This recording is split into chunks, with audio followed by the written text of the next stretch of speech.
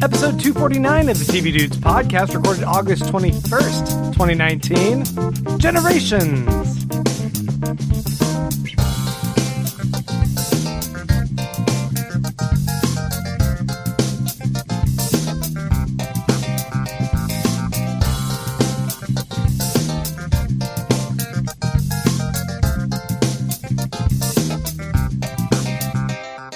Yeah, we're going to talk about stuff from different generations. Star Trek Generations? Yeah, we're going to talk about Star Trek Generations this week. It's a whole episode on it. It's a whole episode. Never mind that it's not a TV show. It's on TV now. So. We decided Generations, and then Kyle goes, yeah, Star Trek Generations. Like, oh no.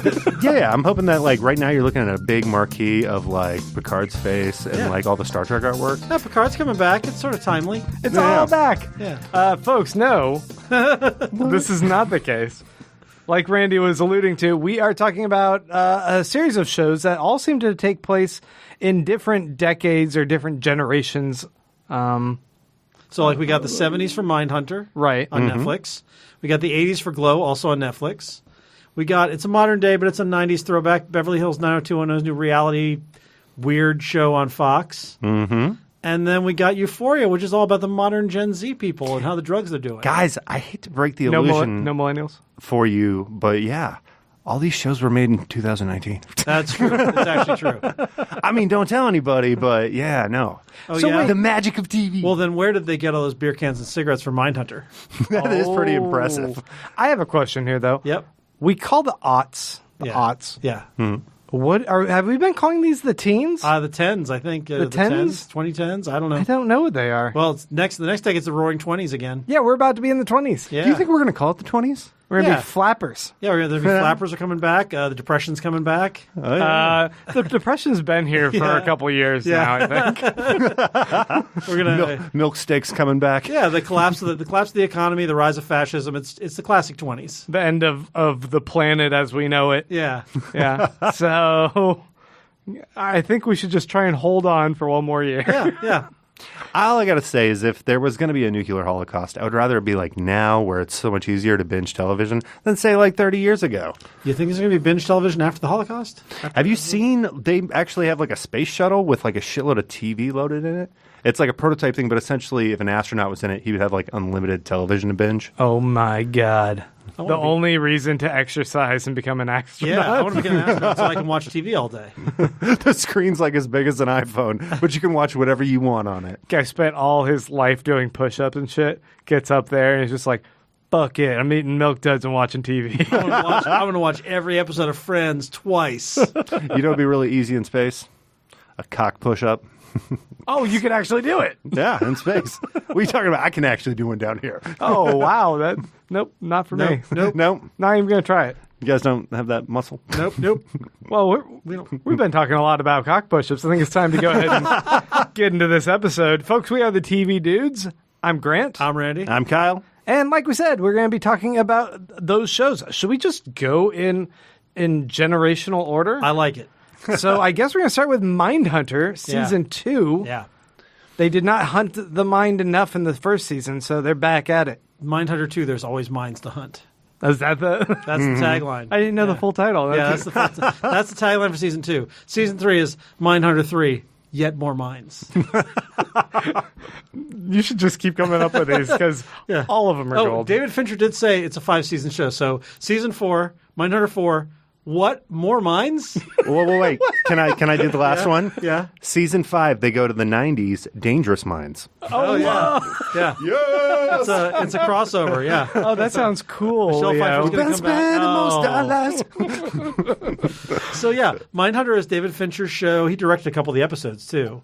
I believe so. It is basically about the real guys who created profiling and They didn't create serial killers. Serial killers were around. They made them cool again. They made them cool again. They codified serial killers. They established the behavioral unit of the FBI that studied serial killers and figured out what they were. And so the second season, we've got our weird guy Holden Ford, who is like a little serial killer himself. He's a little bit I get big Dexter vibes from him. Yeah. Is it like what's his name from the Shield. What was the guy who was Dutch choking who strangled a cat? Dutch, who was like Yeah. killing kittens, to be like, I gotta get in the mindset of a killer. Not quite that bad, but he definitely does he gets way too friendly with the people he interviews. These crazy killers. He's an empath. He's an empath. He's more like the dude from Hannibal. Okay. What is his name? Will McAvoy. Will McAvoy, sure. Yeah, from Newsroom. Yep, that guy. Will McAvoy from Newsroom when he was on Hannibal. We're good at this. And then he's got his partner, Bill Tench, who is played by Holt McElhaney, who I love. Yeah, Holt. And he's like the more by-the-book FBI guy. He's a family man. He's got a kid. There's some drama there this season. Holy shit. And then they've got he used to be a boxer. used to be a boxer. That's it. That's the actor played a boxer. He's Oh. not a boxer. Not a boxer? No. Used to be part of Project Mayhem. Nope, still not that either. He also got smacked up by Batman in Justice League. Yep. Was he in that? Yeah, remember at the very beginning, he's the guy who's like, Batman, but exposition. I have exposition to give you. Exposition? Exposition. And then I don't remember that movie. Anna Torv from Fringe plays a psychologist who's like there. Anna Torv is back on something. She's great. And in this, we learn, hey, she's a lesbian in the 70s, and that's not easy. No. Yeah. I mean, not like it's like super easy nowadays. Easier now, I think. Much easier. Yeah. But so those are the three main characters. There's also a guest starring Charles Manson, or more correctly, Damon Harriman as Charles Manson. He was also Charles Manson in Once Upon a Time in Hollywood. Yeah, for about 2 minutes. Whoa, it's the same guy? Yeah, same guy. Oh. David nice. Harriman is excellent. Yeah, he's great, and he plays a great Manson. He's only in one episode here, but it's very interesting. But this is basically the season 2 of Mindhunter. I love season 1 of Mindhunter. Do you guys both like season 1? Yeah, of Mindhunter? so in season 1, it kind of led up to, what was the killer that they caught with their new technique? Oh, I don't remember. Ted Bundy. No, but there was essentially the season I don't know. I ended didn't with this technique that they've been trying to get everybody to take seriously. They used it and they caught a pretty high profile killer towards the end of the season. And then going into this season, well, they didn't just catch the killer. They kind of left everything on like an imploding note. Like the team was breaking the team was falling apart. One of them betrayed them. Yeah, somebody did something illegal. There was an investigation and just all these loose ends that needed to be tied up at the beginning of this season. And then at the beginning of the season, they tied up all those loose ends in like 2 minutes. Yeah, well, they brought in a new director who I really like, Yeah. who's played the Observer on Fringe, a Oh. little Fringe reunion. The bald dude. Yeah, Yeah, but he's kind of their get out of jail free card. Pretty much all the consequences of last season are all gone now. Oh, Tabula Rasa. Yeah. and so there's a guy named BTK. Was that something? Torture Bind, killer? torture, kill. Bind, torture, kill. He's named himself. Who is we only see him in like little prologues of every episode. Like he's not resolved throughout the season. And he was also discussed in detail in the first season too. So he's like they're going to be their big overarching story, and it's really creepy. Yeah, this season they dial up the creep factor with him. Like in season 1, it was kind of that he's walking around like he drank a glass of water. But I mean, in this season, he's like doing some David Carradine shit in the first episode. Like they just dive in like and let you see, oh, this is what a serial killer does. Yeah. Okay, David Carradine. Are we talking about like autoerotic asphyxiation? Yes. Okay. Yeah. Sorry for listeners at home. This is a form of masturbation where one chokes himself, usually with the aid of like some type of a rope. Kyle, tied to stop. maybe a Let's go stationary- back to cock push. Our listeners know about autoerotic asphyxiation. Okay. Well, I dropped the David Carradine on you. We You know our demographic. So anyway, there's a couple big guest stars. So they have a guy who's playing David Berkowitz, aka Son of Sam. They do an interview with him, which is really entertaining. They do the Manson episode, but the main story is about there's a killer going on in Atlanta. There's kidnapping. There are all these black children are disappearing and winding up dead, and they get to like 20 bodies, and they wind up down there because the FBI calls down. The new director basically gets them in there as the behavioral unit. It's like he's trying to get them a bigger profile. That's his motivation this season. This new director, he wants this to be the first call that cities or like places in the country make when they have high profile killings like this. Like he wants them to be taken seriously. And he's also this DC guy who's got connections all over the place. So he has the power to actually get them kind of, sent out to places and kind of put in the national spotlight. Yeah, and there's some interesting tension between Holden and what's the guy's name? Tench. Yeah. There's some interesting. They are not always getting along. They see things a little bit differently. They do things a little bit differently. And of course, Holden is like so focused on the case, And Tench is a little focused on some shit going on at home, some crazy shit going on at home with his kid.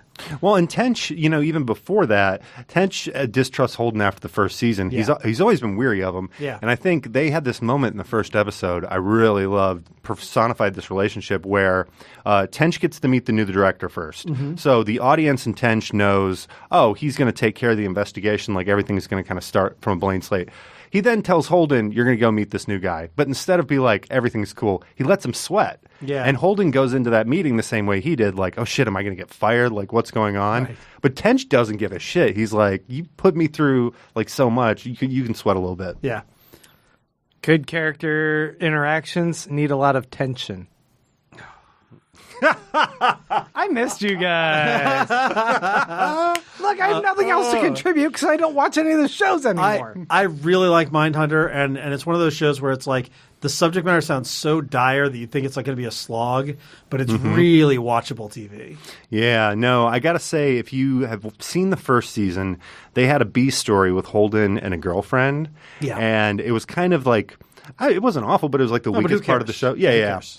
The B stories this season are just as strong as the A stories Yeah. in terms of like drama and like freak you out value, like stakes. Like every episode, you're like, I don't want anything to happen to these guys. No, it's really edge on your seat TV. I keep meaning to watch it, and everyone else is raving about it. I think I'm just holding out for season 3. Can I give you guys a? Kyle gave me I an love obligatory. it. I love it. You guys can have free ones all night. No one loves it. No, side note. We lost all our listeners. We're just talking to each other now. Have you guys seen or listened to Hamilton? Yeah, Yes. over and over. Okay, so you know the actor who plays Holden? Yeah. He was the original King George in Hamilton. Yeah, that's what I caught. Jonathan Groff. I was Yeah. like, oh, shit. Yeah. Jonathan Groff. He's Yeah. also the voice of Kristoff in Frozen. That's right. Little known fact. Yeah. I caught that name and I'm like, there's no way. I got him misreading that. So I'm glad to have that confirmed. But yeah, That guy is great. he I is love great. him. And he plays a creepy dude. Oh, yeah. Okay, so let's jump ahead to the In the time machine. Because it's time to glow, glow, glow, glow, glow, glow. I don't know the. You're not theme going to sing the song. Warrior? It's funny. They have the most that the- catchy theme song in Oh, the and I world. did it wrong. I did the Dare song, didn't Yeah, I? you did. You did the Transformers song. Okay. I don't know how the glow one goes. It's shooting at the heartache, bang, Bang, bang. bang. I am the warrior. So That's yeah, correct. I am the warrior. I love this show, and I always forget how much I love it until I dive back into it. this is season 3. Season 3. Yep. They're in Vegas now. They are in Vegas, and it. Yeah, go ahead and talk about it. So it turns into a stage show. Colin and I were talking about a little bit of soft Well, yeah, mic. let's jump off where we left off in season 2. Yeah. So essentially, actually, season 2, if I'm being honest, was a little forgettable for me. Really? Because didn't they end season 1 where they had their show, show. kind of ready? And somehow an entire season takes place between that and going Yeah. to Vegas. Yeah. Wait, Vinny didn't get the movie? Sorry, entourage joke. But no, so in season 2, essentially they build up this wrestling show, Yep. and they kind of get it to where they know how to do it, Yep. and then it's just pulled out from underneath them. Yeah, at the very network last just like minute. we don't need this. Yeah. Yeah, And so so they where go do to you go from Vegas. there? Yeah. And they make it a stage show and they do the same show every night.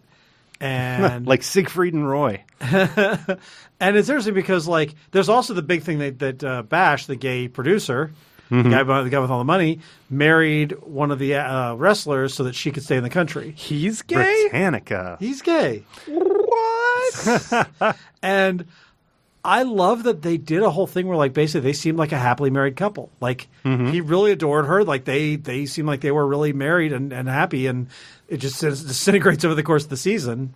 Well, it's interesting because they definitely set them up as like a non-traditional relationship. Yeah. And I think it's because that character, I can't think of her actual name, but Britannica is her Yeah. wrestler's name.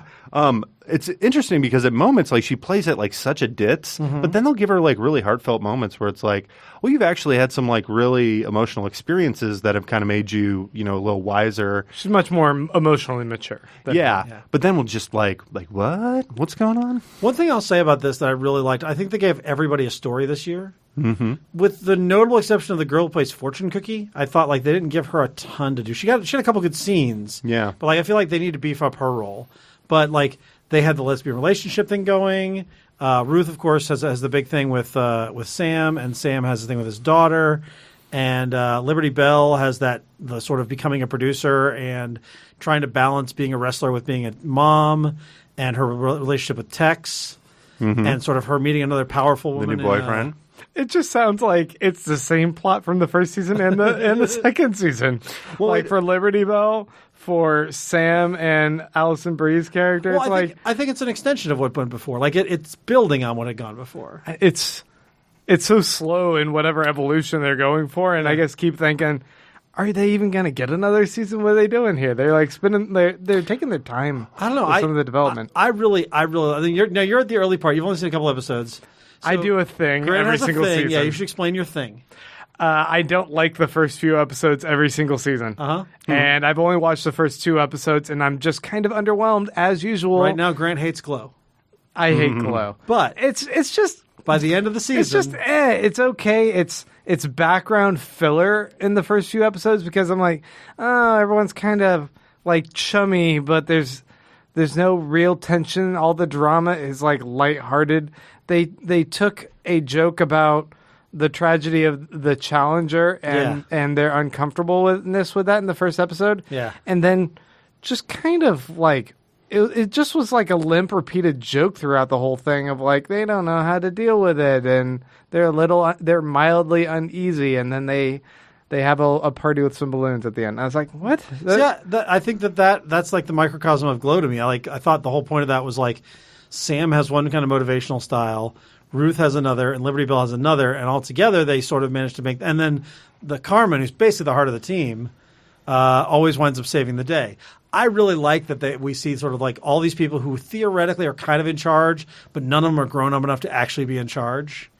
I like that as a theme. You know who G.L.O.W. is? He's that guy at the party. You get there, you're like, I don't like that guy. What's he talking about over there? You don't know. Everybody's interested, and you're like, why are they all interested in that? Are you talking about me? No, I mean, maybe I am. Are you that guy? You know this guy. You've been to a party it sounds with this like guy. me, but if there's about to be a turn, it's not going to be me. But yeah, he's in the corner, and then you start listening to what he's got to say. And then you're like, okay, I'm fine. By the end of the night, you're helping him freaking move.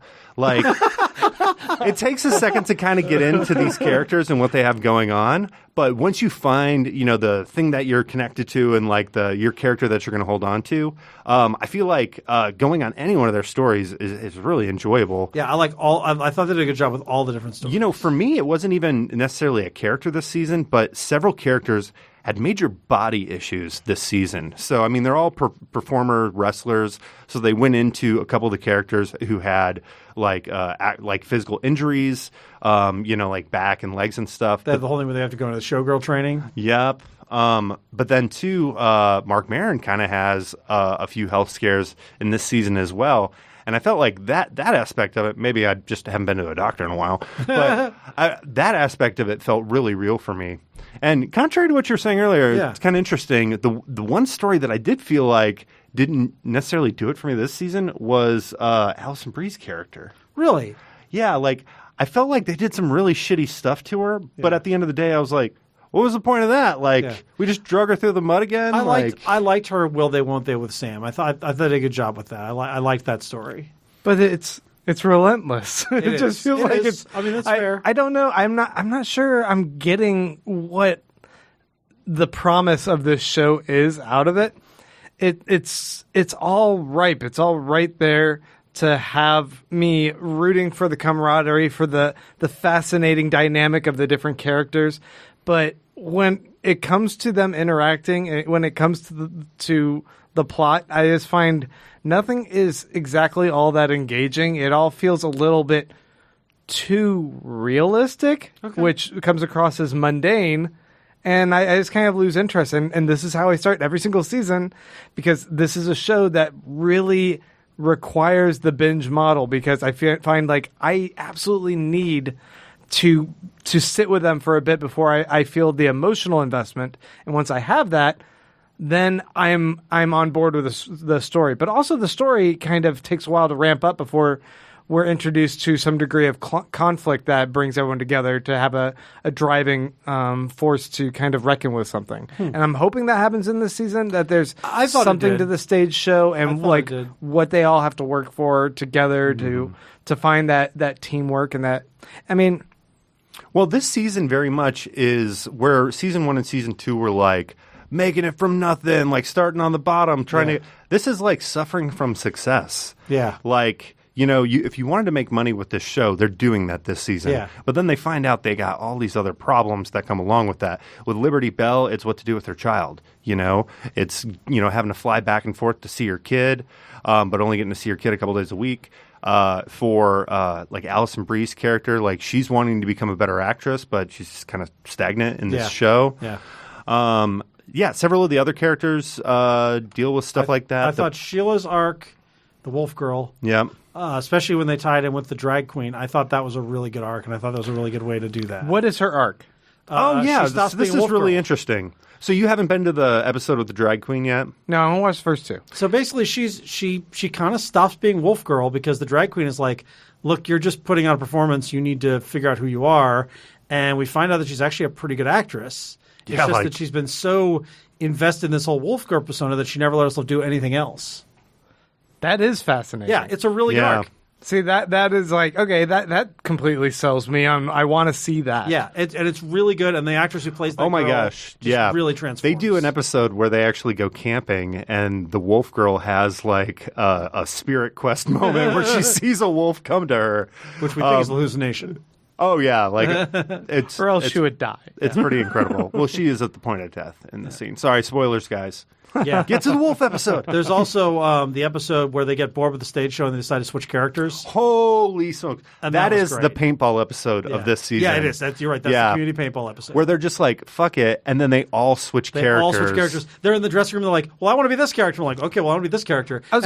They go on, and like, Sam Bash is watching me, he's like, what the fuck are you doing? That's awesome.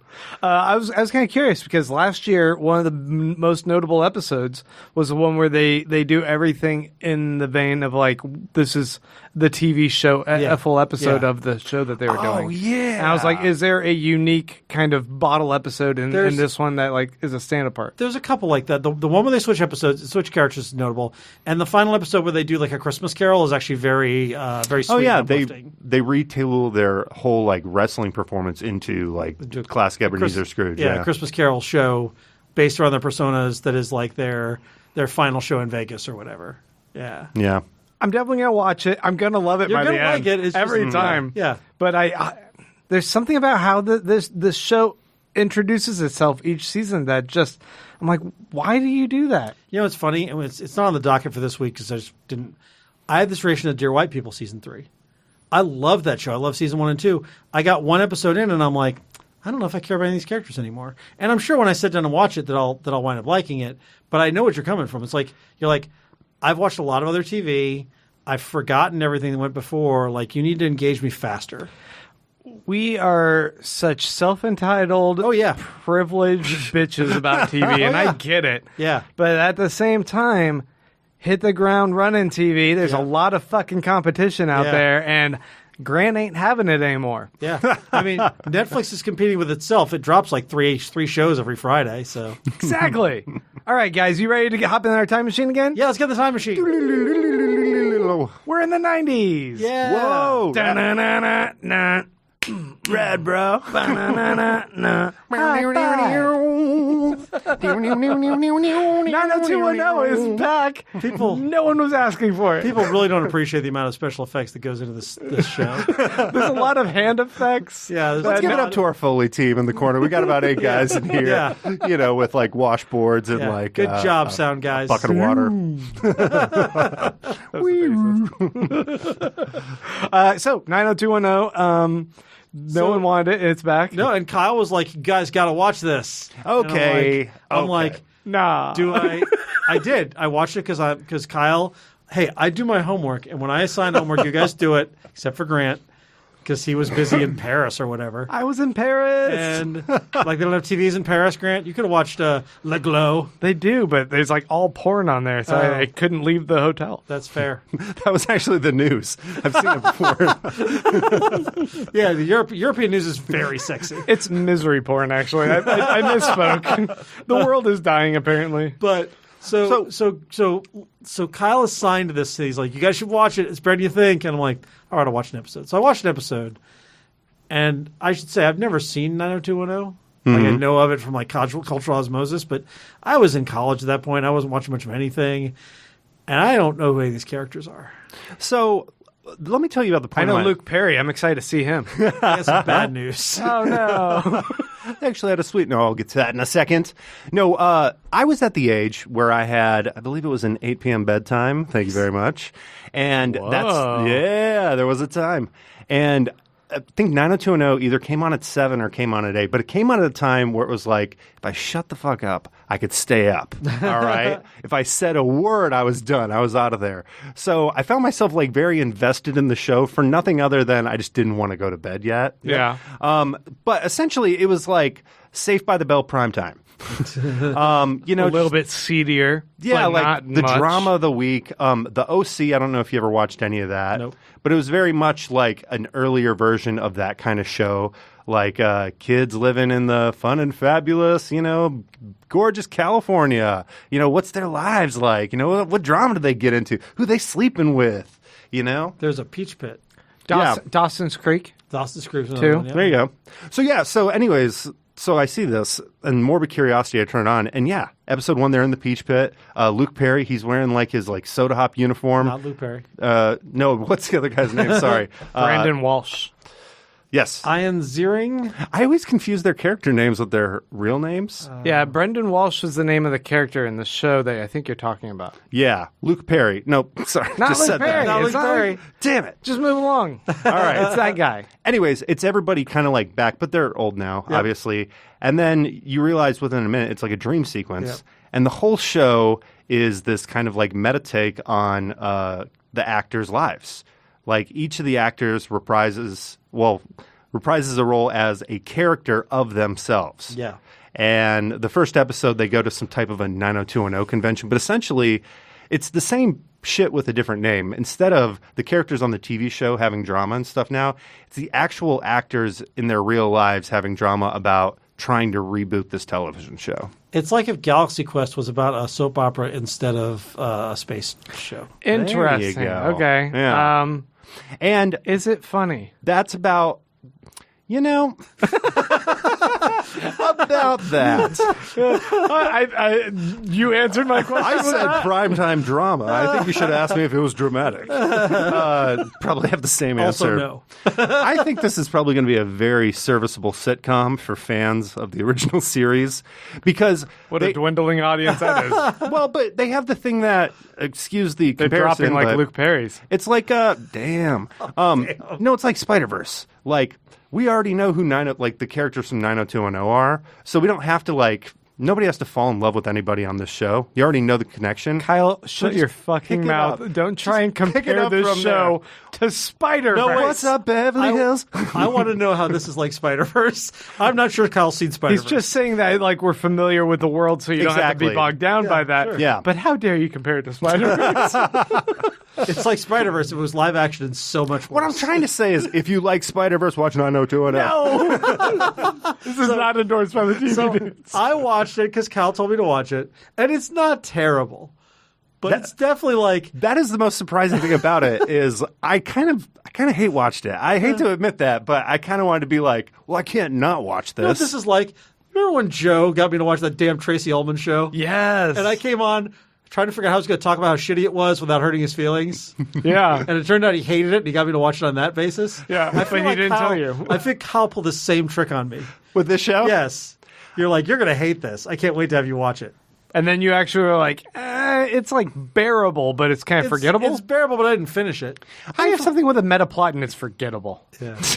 I mean, it is not forgettable. I'll give it that. Like Tori Spelling breaks. Is it Tori Spelling? Yeah, she breaks the glass case to steal a dress because she's freaking out, And one of the dudes, Ian Ziering's wife, sleeps with somebody else on camera.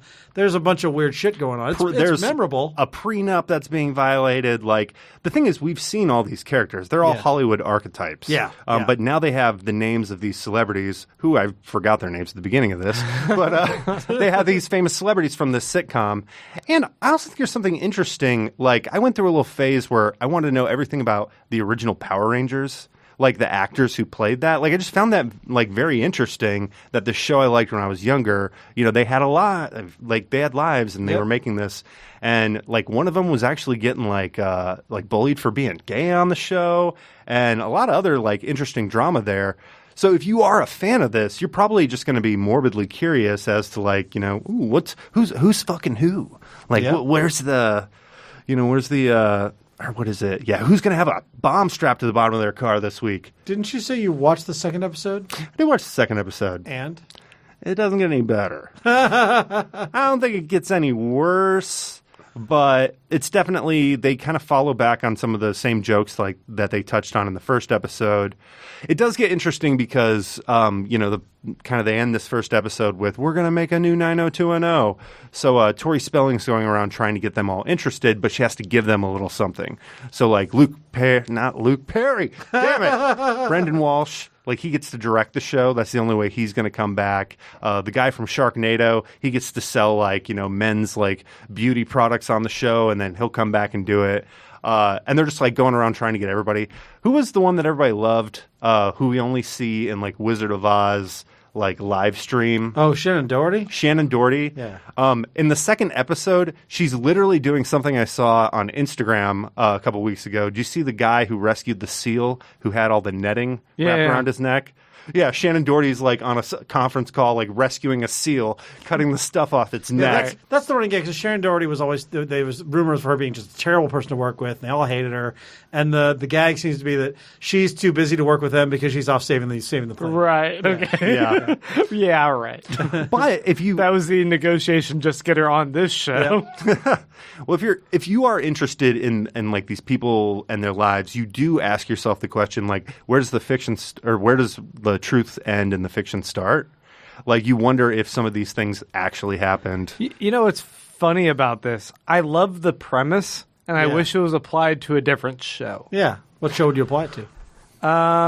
Arrested Development would be kind of fascinating, like how they got all those characters to come back for another season. Yeah. Actually, mine sucks. I was going to say Seinfeld, but I think Arrested Development's way better.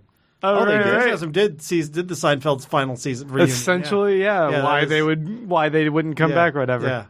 Yeah. Interesting. I think terriers. Terriers? I thought you were going to say It's Always Sunny. That's always what you say. No, I think Lost. Oh my God. We have to go back. For residuals. My heart grew thrice its size. I would say Martin. I want to see how they were making that show. The Cosby Show. Wait. Martin. That is a documentary. It hasn't been released yet. Let's not see the Cosby Show. Oh, no. Folks, one more trip in our magic time machine. Yeah, we're going to stop at the 2000s, right? We're going further. We're now in the late 20-teens. Late 20-teens. I don't know what to call it. 20-teens. Modern time. We're back to today. Because Euphoria is a show that's come out on HBO, and we talked about the very first episode. Now, Randy, you and I saw this at ATX Fest. We did? Kyle, did you watch even the first episode? I have not seen any of this yet. Okay. You thoroughly scared me out of watching this. It's a very graphic and pretty like emotionally intense teen drama taking place in high school that is dealing with really heightened situations that are not really grounded in reality. I mean, it's like, sure, these things happen, but they don't all happen at the same time to the same five characters like that. And so it's kind of absurd, but at the same time, it's really engrossing. Yeah. Now, what do you think of the first episode again, Randy? I liked it. I thought it was well done. I like Zendaya quite a bit, but I was like, I don't need to see any more of that. Like, that was too dark. Right. It kind of carries on with that a bit. What's really interesting is I thought this show's depressing. I'm going to give it a little bit more of a shot. I watched it and I was thinking about like I have 2 little girls, and I'm like, man, I'm just gonna mess them up, and they're just I'm the worst dad ever. I'm gonna do something wrong, and I'm gonna be neglectful in their life, and then I'm not gonna be there for them to go through all this shit in high school. And look at all the drama. Look how everyone's awful to each other, and everyone's on their phones posting naked pictures of everyone else and just shaming them, and it's all so emotionally destructive. Yeah, it's like. This is all I was thinking about for the first couple of episodes, but I was like, okay, I'm going to keep going through it because there's like the characters as they evolve. It's really fascinating. It's intense. It's scary in a lot of the right ways. I think it handles a lot of these things with a degree of maturity that it's like, okay, these characters are in these fucked up tense situations, but if you take a breath, everyone's gonna live. Like things are gonna move on. It's fucked up. It's bleak. It kind of reminded me a lot of 13 Reasons Why. Okay.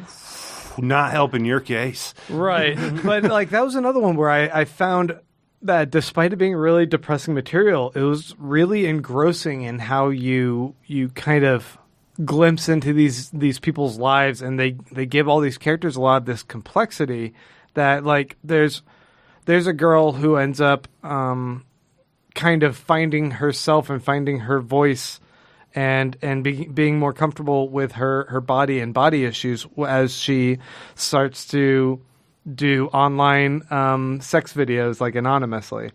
And fucked up, right? Yep. But at the same time, there's something kind of like encouraging about that. There's one of the lead characters is a trans girl who had to kind of go through this evolution of figuring out who she was, and they do this flashback to when she was a kid and like still trying to like rectify what's going on with wanting to be a girl, but obviously not in the girl's body yet, or however you want to term it. And like the emotional struggles, but like how this is manifested in her wanting to dominate her feminism, as she says, by sleeping with older men who obviously have a fetish for both sleeping with transgender people and kids. It's got all these layers of complexity that like are fucked up. Yeah. And it's kind of hard and makes you kind of queasy to deal with it.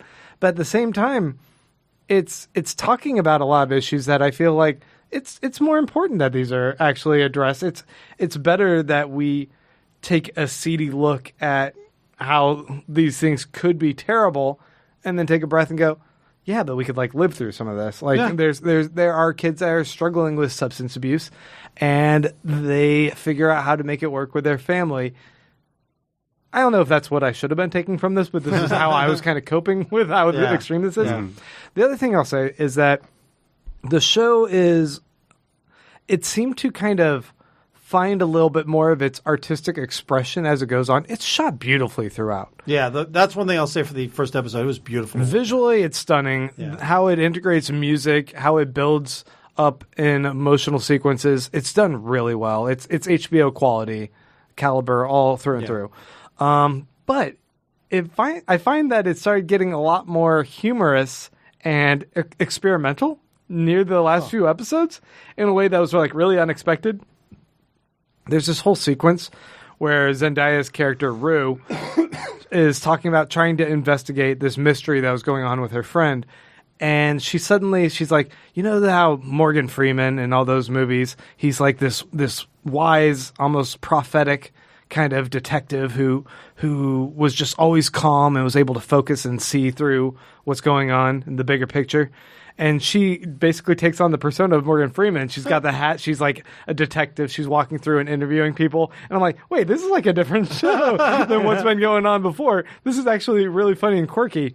But this is all through the lens of her actually going through bipolar mania. And that's what you don't realize at first. But like she's like super intense about stuff. And then she goes through like these swells of depression. And then like she's back to the mania.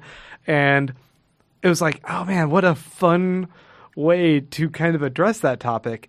I don't know. I'm really impressed with it. I think that it's one of those water cooler kind of shows where like the drama gets you talking about like, holy shit, I can't believe how terrible the lead character Nate is. He's just like the guy from 13 Reasons Why, except for worse.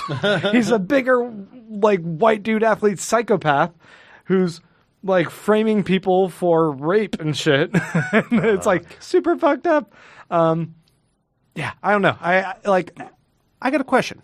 So HBO's known for like just over the top of there's a viral lot of marketing and that type of thing. Yeah. Like Westworld, they had a website for like the actual resort. That girl who does like the webcam stuff, do they set up like a side account or an HBO exclusive? Like you can actually go and watch these videos online. HBO Pornhub.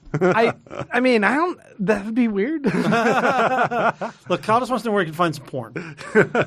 The actress is old enough. The character was underage. It was a weird thing. Yeah, that's weird. Well, I didn't know that when I made that joke. Grant, how are you sending me out here blind like this? Sorry, dude. This is on record. This is on permanent record. You're in the clear. Yeah, but I don't know. Like That's interesting because you were definitely in the I don't want to watch any more of this. I don't like a lot of shows that are like this intense, but sometimes I kind of go through like some moods where I'm like, all right, I think I can handle like a depressing show. I did that for a while going through 6 Feet Under. Oh, man. I binged that whole thing. I was like, what's wrong with me? But I found this one very worthwhile by the time I got through it. I would say like give it a couple episodes, and if you can slog through the depression, I think that it starts becoming a real fascinating lens into these very over-dramatized lives of these high school kids. Would you recommend doing any psychedelic drugs when you watch it? Or is it like Fear and Loathing and it makes it worse? Look, I bet it would make it better. Yeah? I mean, just visually what's going on with those scenes, like some of them just like straight up turn into music videos that are like really trippy and intense. And with how the music swells, I'm like, I could see this on drugs. Not for me personally, I get way too paranoid, but other people. All right, guys, I think that was the last show we were going to discuss. Right, and this is episode 249. This is episode 2. We didn't put up questions, so we don't have to worry about that. Right. So Yeah. next week would theoretically be our 250th episode. I didn't mean worry about that. We love your questions. Yes. Listeners. But we want to take a little time and prep. We have an idea. It's going to be really cool. We just need to do the homework, and we didn't do the homework this week. And we need some time. We also need less here if possible. So we're going to take a week off. Yep. Next week. And then come back with a super awesome 250th episode. 250. Yeah. Back to that question thing. Why do we got to post for questions? Why don't you guys just send us your questions? Yeah, Why do we got to reach out just to call you? Grant. Here's his phone That's number. your job to ask questions. We shouldn't be asking you guys to We ask found us it's better to questions. put a post. Oh, okay. Then there's like one central place. All right, here's Grant's phone number. It's 51. Go on your way off. Here's the line for the bust of William Shakespeare here at the studio. Folks, we want to thank you guys so much for all of your support. Oh, we just actually got a new up in one of our Patreon donations. Uh-huh. So we want to thank you listeners for all of your support. If you guys want to support us some more, you can go to patreon.com/tvdudes and make a per episode pledge. And one of our patrons, a fellow named EJ, Why just EJ? upped his donation. So that Why? means he gets to pick a topic for an And episode. I know what that topic's going to be, EJ. I know there's one more season of S.H.I.E.L.D. Is Agents of S.H.I.E.L.D. back? There's one more season. He's going to make us watch it again, isn't Yep, he? yep. You think we'd get away with watching reruns of The Shield? Just actually real confused. That'd be so great if we just we all watch The Shield and then we just have some master document where we change the names. So if we're talking about Coulson, it's actually Mackie. Yep. Oh, that'd be perfect. Anyway, we'll have to see what he's requesting. But if you guys want to become patrons as well, we would love your support. And you guys can help us out by going to patreon.com/tvdudes. Want to thank all of you guys once again for checking us out. And you can follow us on Facebook, Instagram, Twitter, all that goodness. Snapchat. MySpace. I think Randy's still operating a live journal. Yeah, I have a pirate radio station, KTV Dudes. KTV dudes. Kyle's always lingering around the IRC channels if you just want to go. You can find Grant on campus spinning a sign that just has the latest TV thoughts he has. Sandwich board artist. Sandwich board art, yeah. It's a dry erase board. It just adds things. A lot of it's about Lost. Jewelry ad on the other side. We're out there, guys. The TV Dudes are out there. TV Dudes out.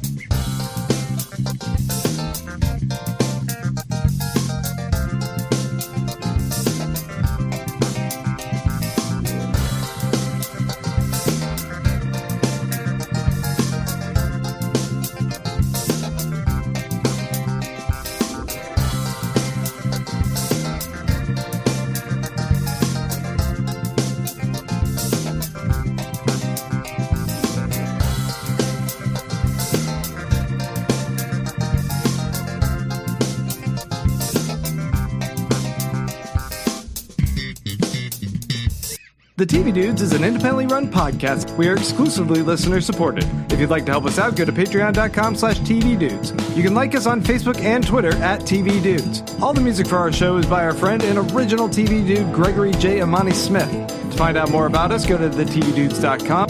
I'm Grant Davis. Thanks for listening.